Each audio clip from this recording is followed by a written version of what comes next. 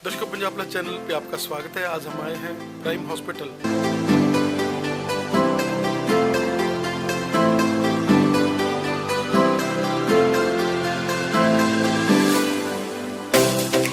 Bariatric surgery में हम उन्हीं को रिकमेंड करते हैं जो अपना एक्सरसाइज डाइट कंट्रोल के बाद करने के बाद भी अपना वजन नहीं कम कर पाते, जो जिनमें ये एक्सरसाइज और डाइट कंट्रोल फेल हो चुके हैं, उन पेशेंट को हम एडवाइस करते हैं कि बैरिएट्रिक सर्जरी करवाइए और उसके वंडरफुल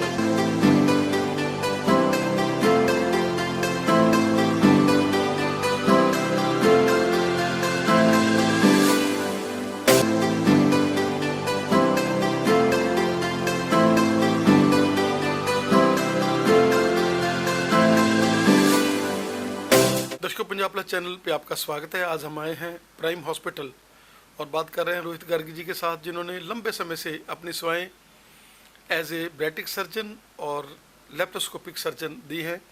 डॉक्टर रोहित जी, आपका स्वागत है हमारे स्पेशल शो में। Thank you sir, thank you.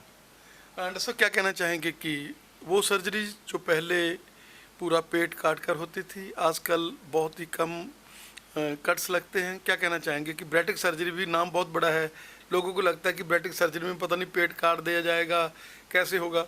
क्या कहना चाहेंगे कि बैरिएट्रिक सर्जरी आज बिल्कुल एक ऐसी सर्जरी है जो बिल्कुल सेफ़ है, और उस सर्जरी के साथ आप लोग हार्ट की, शुगर की, अपने गोडे बदलने की बहुत सारी तकलीफ़ों से निजात पा सकते हैं। ये सर्जरी आजकल हम लेप्रोस्कोपी तरीके से करते हैं दूरबीन से, जिसमें 4 जगह छोटे छोटे कट लगते हैं, एक एक स्टिच लगता है उन पे, और दूरबीन के द्वारा ये प्रोसीजर किया जाता है। इसमें 2-3 तरह के प्रोसीजर जो ज़्यादा कॉमन है वो होते हैं। एक तो स्लीव गैस्ट्रेक्टमी होती है, जिसमें हम पेट का कुछ हिस्सा काट के बॉडी से अलग कर देते हैं। उसके बाद पेशेंट का खाना पीना कम हो जाता है, स्टमक की कैपेसिटी कम हो जाती है। जैसे न्यू बॉर्न बच्चे की कैपेसिटी होती है 70 to 100 ml, उतनी ही कैपेसिटी का स्टमक रह जाता है। हम थोड़ा सा खाना खाते हैं, पेट भर जाता है और खाने की इच्छा नहीं होती, धीरे धीरे वज़न कम होने लग जाता है। इससे ब्लड प्रेशर, शुगर और मोटापा कम होता है, जोड़ों में दर्द, लीवर की सोजिश कम होती है। कई तरह के कैंसर भी आजकल जो है कि मोटापे की वजह से होते हैं, उनको भी रिलीफ मिलता है इस प्रोसीजर के बाद। सांस चढ़ना कम हो जाता है, लोगों को नींद ठीक आने लग जाती है, डिप्रेशन कम होता है।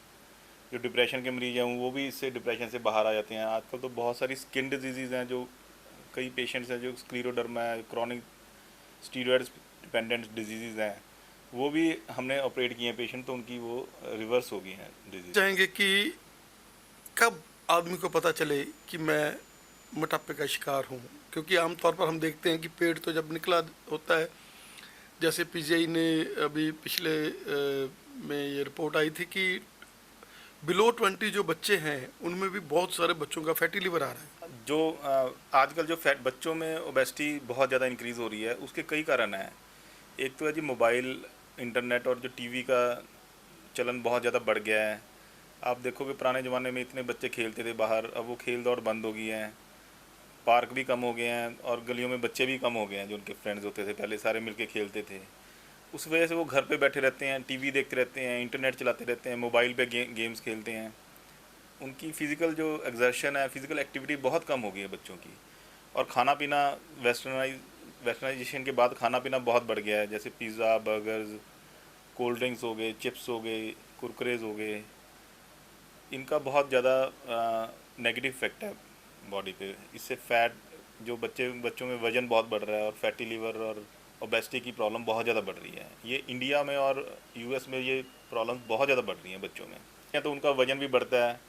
तो मेरी तो यही एडवाइस है कि सबसे कि अपना खाना पीना अगर वो ठीक करें और एक्सरसाइज वगैरह करें प्रॉपरली, तो किसी को शायद बैरिएट्रिक सर्जरी की ज़रूरत ही ना पड़े। बैरिएट्रिक सर्जरी में हम उन्हीं को रिकमेंड करते हैं जो अपना एक्सरसाइज डाइट कंट्रोल के बाद करने के बाद भी अपना वज़न नहीं कम कर पाते, जो जिनमें ये एक्सरसाइज और डाइट कंट्रोल फेल हो चुके हैं।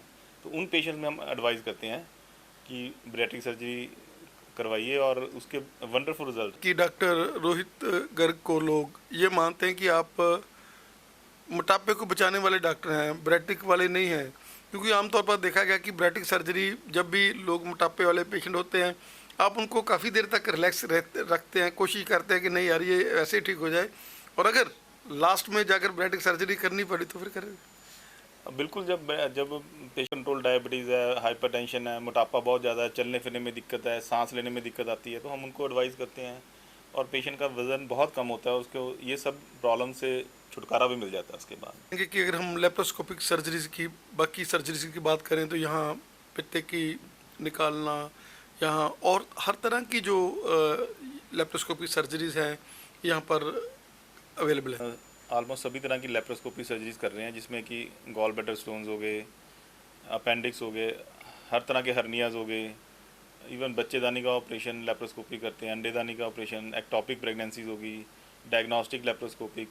कई बार आंतरिक फटी हुई पेशेंट आते हैं, उनका भी लेप्रोस्कोपी ऑपरेट करते हैं। कुछ कैंसर्स हैं जैसे स्टमक कैंसर हो गया, कोलन कैंसर, वो भी हम लेप्रोस्कोपी ऑपरेट करते हैं। इसके अलावा चेस्ट में भी हम दूरबीन के द्वारा ऑपरेट करते हैं। जैसे चेस्ट में पस भर जाती है, एम्पाइमा कहते हैं, या लंग कोलैप्स हो जाता है, तो वो केसेस भी हम वैट्स कहते हैं उसको, वीडियो असिस्टेड थ्रेकोस्कोपी सर्जरी, वो सर्जरी के द्वारा हम ये ऑपरेट करते हैं। चाहेंगे कि ये टर्शी केयर हॉस्पिटल है जिसमें हर तरह के डॉक्टर्स मौजूद हैं, और जो ब्रेटिक सर्जरी वाला है वो अकेला नहीं आता, उसके साथ साथ बहुत सारी तकलीफ होती है। यहाँ आपके न्यूरो सर्जरी है, यहाँ आपके ऑर्थोपेडिक सर्जन हैं, यहाँ आपके स्किन वाले डॉक्टर्स हैं, एमडी मेडिसन है। क्या कहना चाहेंगे कि ये एक टर्शी केयर वाला हॉस्पिटल है जिसमें आपने मॉडर्न ओटी बनाया हुआ है और हर तरह की फैसिलिटी अवेलेबल है, और एक ब्रेटिक सर्जरी वाले पेशेंट को अकेला ब्रेटिक नहीं बल्कि वो मल्टी स्पेशलिटी होना चाहिए, क्योंकि ब्रेटिक वाला तो आइटम बम है। जो भी ये ब्रेटिक सर्जरी वाले पेशेंट्स हैं या और भी सिक पेशेंट आते हैं, उनमें टीम वर्क ही होता है। इसमें सिर्फ अकेला एक बंदे डॉक्टर का काम नहीं होता, इसमें सर्जन की भी ज़रूरत होती है, मेडिसिन वाले डॉक्टर की भी ज़रूरत होती है, चेस्ट फिजिशियन की भी ज़रूरत होती है, इंटेंसिविस्ट की ज़रूरत होती है, साइकेट्रिस्ट की ज़रूरत होती है, डाइटिशियन की ज़रूरत होती है, ऑर्थोपेडिशियन की ज़रूरत होती है। तो इनमें सभी का ये कलेक्टिव एफर्ट की वजह से ही ये पेशेंट जो है सक्सेसफुली ट्रीट होकर घर जाते हैं। सर क्या कहना चाहेंगे कि आपने ब्रेटिक सर्जरी को जैसे जैसे समय बदलता है आप उसके साथ ही टेक्निक्स बदलते हैं, पहले ब्रेटिक सर्जरी और अब की ब्रेटिक सर्जरी में कितना फ़र्क लग रहा है आपको? समय के साथ साथ ब्रेटिक सर्जरी भी इवॉल्व हो रही है। इनिशियली ये गैस्ट्रिक बाईपास सर्जरी हुआ करती थी जो ओपन मेथड से करते थे, उसके बाद धीरे धीरे इसको लेप्रोस्कोपिक तरीके से करने लग गए। फिर स्लीव गैस्ट्रेक्टमी आई, बलूनिंग आई, और अब मिनी गैस्ट्रिक बाईपास एक नई आई है जो काफ़ी इफ़ेक्टिव है, इंडियन पॉपुलेशन में बहुत ज़्यादा इफ़ेक्टिव है। स्पेशली पंजाब के लोगों के लिए तो वो वरदान के तरह ही है। तो हमारे पास यहाँ पे सभी तरीक़ों से ब्रेटिक सर्जरी की जाती है। जिस पेशेंट को जिस सर्जरी की ज़्यादा ज़रूरत है तो हम वो एडवाइस करते हैं पेशेंट्स को। जैसे एक्सट्रीम ऑफ एजेस है, जैसे यंग पेशेंट है या ज़्यादा ओल्ड एज है, तो उसमें स्लीव गैस्ट्रेक्टमी प्रेफर करते हैं। जो इन बिटवीन है उनको हम मिनी गैस्ट्रिक बाईपास या रू en Y gastric bypass advice करते हैं, तो उनमें वो सर्जरीज परफॉर्म करते हैं। डॉक्टर साहब, आप एक इंस्टीट्यूशन हैं, आपके पास बहुत लंबे डाटाज हैं हमें समय देने के लिए, और ये हॉस्पिटल जो कि हार्ट ऑफ पटियाला में स्थित है, प्राइम हॉस्पिटल, जिसमें आप सेवाएं दे रहे हैं, जिसमें ब्रेटिक सर्जरी, लेप्रोस्कोपिक सर्जरी के साथ साथ न्यूरो की बात कर लें, न्यूरो सर्जरी की बात कर लें, स्कैट्री के पेशेंट्स की बात कर लें, हम लोग हेयर ट्रांसप्लांट की बात कर लें, तो हर तरह की फैसिलिटी यहाँ अवेलेबल है। और आप लोग ऐसी सेवा करते रहें, और जो भी पेशेंट आज कनाडा, अमेरिका, बाहर के देशों में डॉक्टर साहब से ब्रेटिक सर्जरी करा कर गए हुए हैं, और जो इंडिया में जिन्होंने कराई है और आज वो अपने आप को यंग सा और एक नया इंसान अपने आप को फील कर रहे हैं, उन सभी को देखकर बड़ी खुशी होगी। डॉक्टर साहब, आपको हमारी स्क्रीन पे आपका हमें समय देने के लिए बहुत बहुत धन्यवाद। Thank you very much. Thank you ji, thank you.